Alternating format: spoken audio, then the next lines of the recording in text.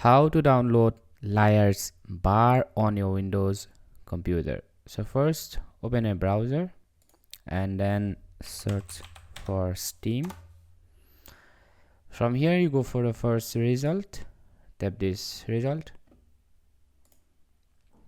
and then we are in the Steam website, and here you will find this logo, install Steam. Tap here and again tap here.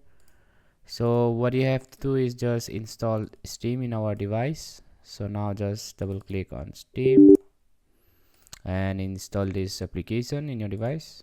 Choose the language and press the install button. Right, so once you have installed Steam, this will what Steam looks like. You need to create an account. Just create an account and then open Steam. And after you have created the account, you just log into your Steam account. Then you get this interface. Just go to this store, and from here search for Liar's Bar, and then this is a game.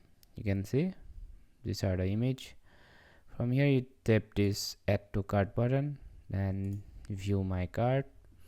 From here you have to pay for the game. Just tap this continue to payment, and the game will be reflected somewhere in this section, and then just click the game and press the install button, and after that you will be able to play and enjoy the game.